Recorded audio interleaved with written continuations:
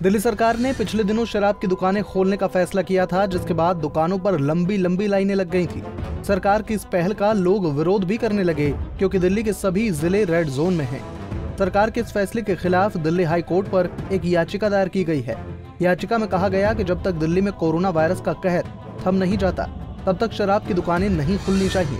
याचिकाकर्ता ने अदालत से तुरंत सुनवाई की गुहार लगाई है। ये याचिका civil safety council of India की ओर से लगाई गई है। याचिका में दिल्ली सरकार और आबकारी विभाग को चैलेंज किया गया है। याचिका में लिखा गया है कि दिल्ली सरकार और एक्साइज डिपार्टमेंट ने बिना किसी प्लानिंग की शराब की दुकानें खोल दी। वकील अरविंद वशिष्ठ ने कहा कि दिल्ली वासियों ने लॉकडाउन का पूरा समर्थन किया है, लेकिन 3 मई को नए नोटिफिकेशन के बाद शराब की दुकानें खोल दी गई। उसके बाद से दिल्ली की हालत खराब हो गई है।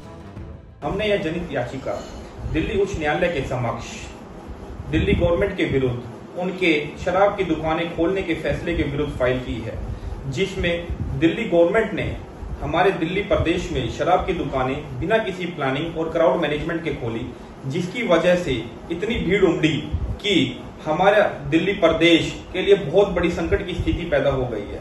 आज पूरे विश्व में, हमारे भारतवर्ष में लाखों की संख्या में लोग इस कोविड-19 की वजह से मर रहे हैं, लेकिन दिल्ली गवर्नमेंट ने सिर्फ एक टैक्स की वजह से हमारी इस दिल्ली प्रदेश के लिए बहुत बड़ी संकट की स्थिति पैदा कर दी है।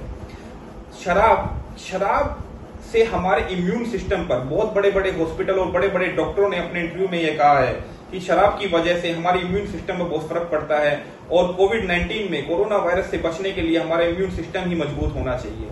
पर दिल्ली सरकार ने कभी इस ओर ध्यान नहीं दिया और सिर्फ टैक्स की तर्ज पर हमारे इस दिल्ली प्रदेश में लिकर शॉप्स यानी कि शराब की दुकानों को खोला।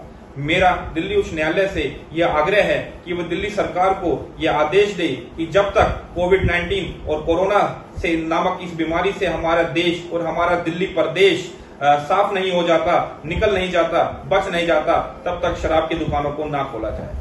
पहले इस मामले की सुनवाई 8 मई को होनी थी, लेकिन अब इस मामले की सुनवाई दिल्ली उच्च न्यायालय 11 मई को करेगा। दिल्ली से कमल कुमार कंसल, पंजाब केसरी टीवी।